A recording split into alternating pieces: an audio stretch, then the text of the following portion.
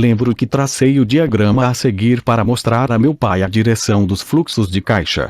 Também lhe mostrei as despesas que acompanhavam a posse de uma casa. Uma casa maior representa despesas maiores e o fluxo de caixa sai pela coluna das despesas. Atualmente, ainda ouço contestações à ideia de que uma casa não é um ativo.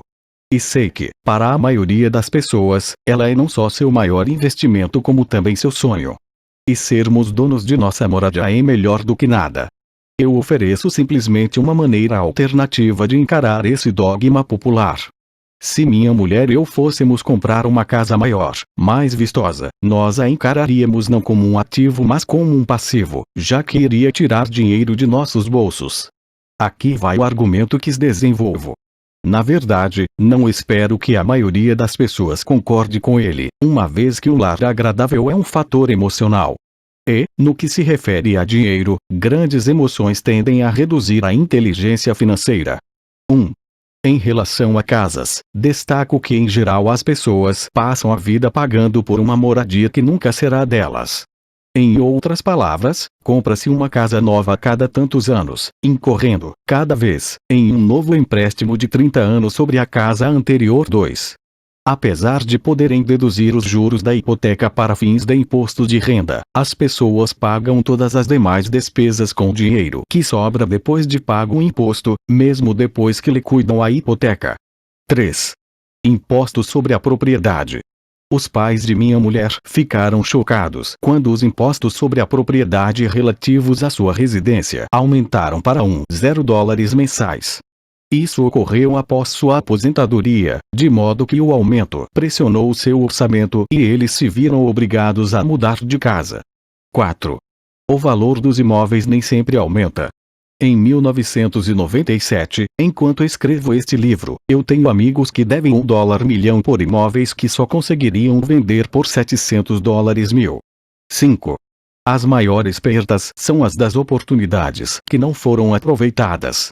Se todo o seu dinheiro está comprometido com o imóvel onde mora, você pode ser obrigado a trabalhar mais porque todo o seu dinheiro continua saindo na coluna das despesas, o padrão clássico do fluxo de caixa da classe média, em lugar de aumentar a coluna dos ativos. Se um jovem casal destinasse uma soma maior à aquisição de ativos, mais tarde teria maiores facilidades, especialmente estaria preparado para pagar os estudos superiores de seus filhos. Seus ativos teriam aumentado e estariam disponíveis para cobrir despesas.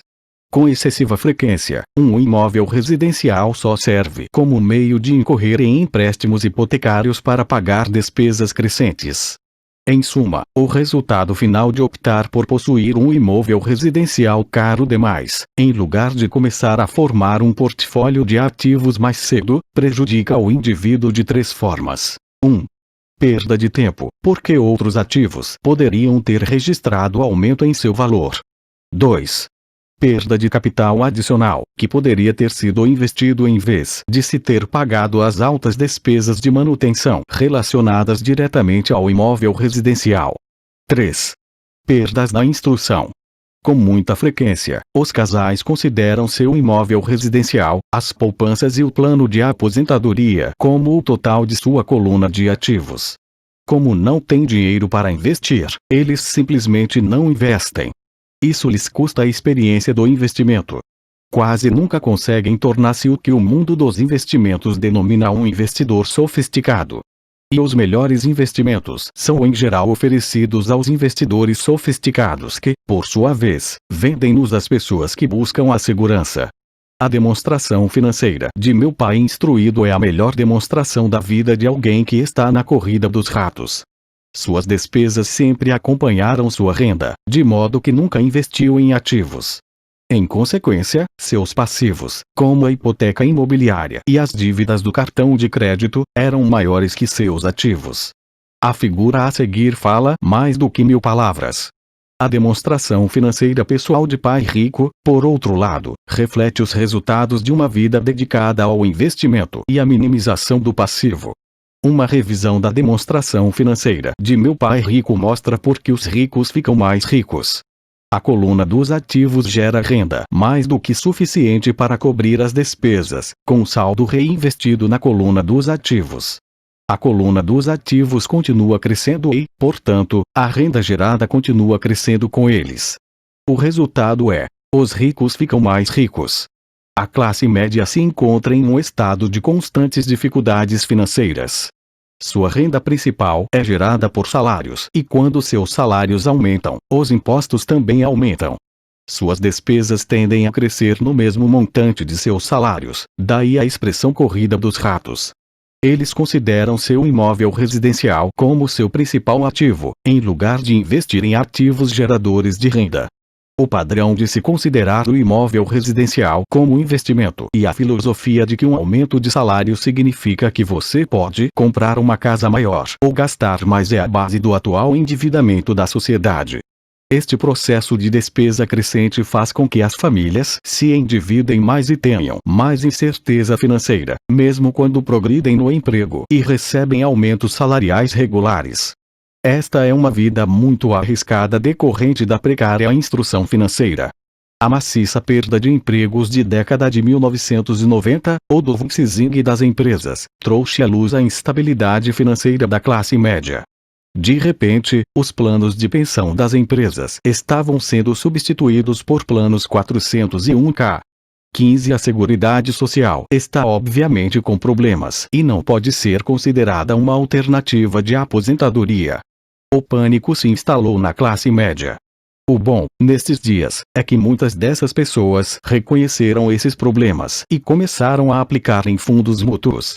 Este aumento nos investimentos é responsável em boa medida pela acentuada alta do mercado de ações. Hoje, mais e mais fundos mútuos estão sendo criados em resposta à demanda da classe média.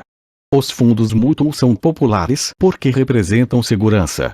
Os aplicadores médios dos fundos de pensão estão demasiadamente ocupados trabalhando para pagar impostos e hipotecas imobiliárias, e têm dificuldade em poupar de modo a poder pôr seus filhos na faculdade e liquidar as dívidas do cartão de crédito.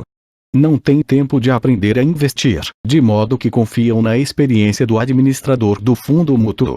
Como o fundo mútuo também inclui muitos tipos diferentes de investimento, tem-se uma sensação de segurança porque o fundo é diversificado. Este grupo da classe média instruída aceita o dogma da diversificação defendido por corretores de fundos mútuos e consultores financeiros. Procure a segurança. Evite o risco. A verdadeira tragédia, contudo, é a falta de instrução financeira precoce, responsável pelo risco enfrentado pela pessoa comum da classe média. A razão é que precisam procurar a segurança porque uma situação financeira é, na melhor das hipóteses, precária. Seus balanços não fecham. Estão atulhados de passivos, sem verdadeiros ativos para gerar renda. Em geral, sua única fonte de renda é o contra-cheque. Seu modo de vida depende totalmente do empregador. Sendo assim, quando os verdadeiros negócios de sua vida aparecem, essas mesmas pessoas não podem aproveitar a oportunidade. Elas devem procurar a segurança, porque estão trabalhando muito, pagando impostos máximos e assoberbadas de dívidas. Como disse no início da sessão, a regra mais importante é conhecer a diferença entre um ativo e um passivo. Uma vez que você consiga entender a diferença, concentre seus esforços na compra exclusiva de ativos geradores de renda. Essa é a melhor maneira de dar o primeiro passo para se tornar rico. Continue fazendo isso e sua coluna dos ativos crescerá. Concentre-se em reduzir passivos e despesas. Isso aumentará o dinheiro disponível para continuar aumentando a coluna dos ativos. Logo, a base de ativos será tão profunda que você poderá permitir-se olhar para investimentos mais especulativos. Investimentos que podem ter retornos que variam de 100% ao infinito. Investimentos em que $5.000.000 podem se transformar rapidamente em $1 milhão ou mais. Investimentos que a classe média considera demasiado arriscados. O investimento não é arriscado. É a falta de simples inteligência financeira, a começar pela alfabetização financeira, que leva o indivíduo a ser muito arriscado. Se você fizer o que as massas fazem, você estará na seguinte situação.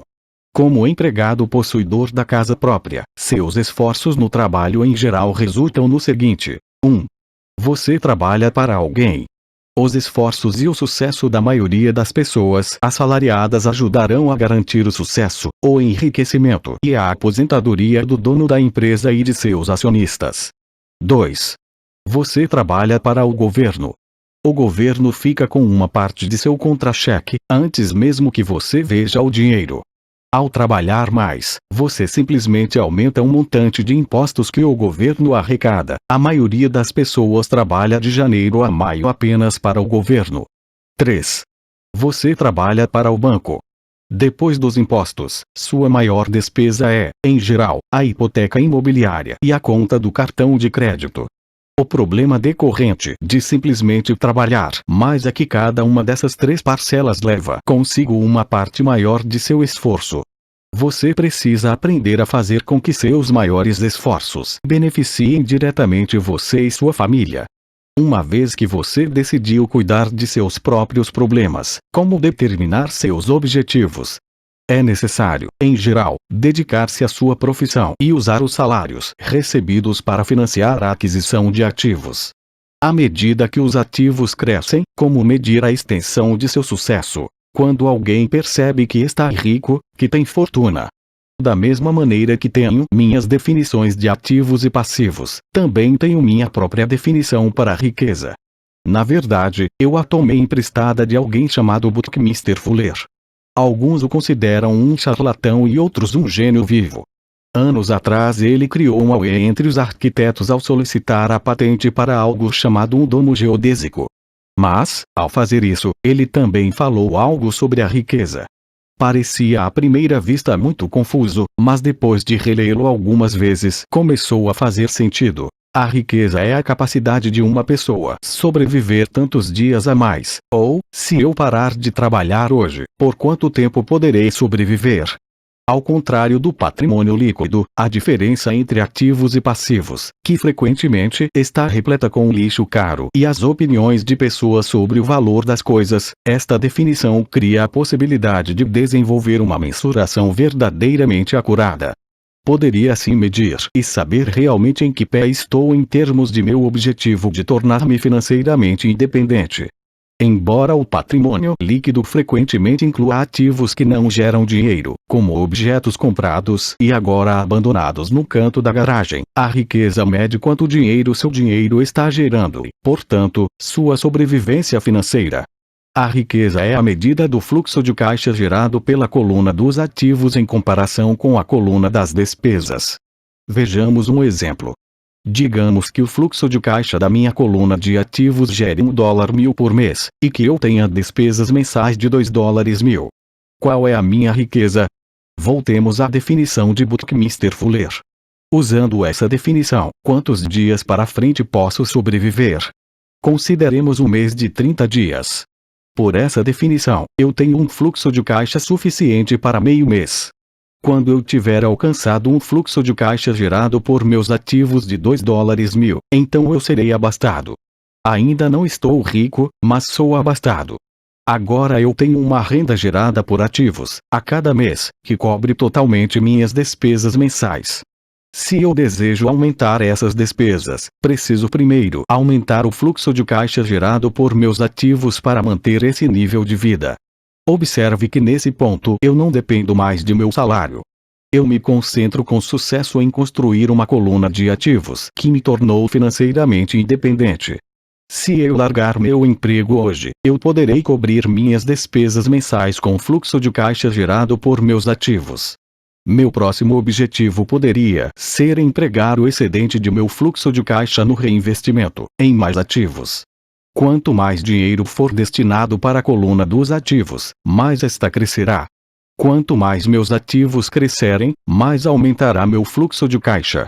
E enquanto eu mantiver minhas despesas menores do que o fluxo de caixa gerado por esses ativos, eu me tornarei mais rico, com mais e mais fontes de renda além de meu trabalho físico. Enquanto este processo de reinvestimento continuar, estarei no caminho do enriquecimento. A verdadeira definição de riqueza depende de quem a define. Você nunca poderá ser rico demais. Lembre desta observação simples. Os ricos compram ativos. Os pobres só têm despesas. A classe média compra passivos pensando que são ativos. E como eu cuido dos meus negócios? Qual é a resposta? Ouça o fundador do McDonald's.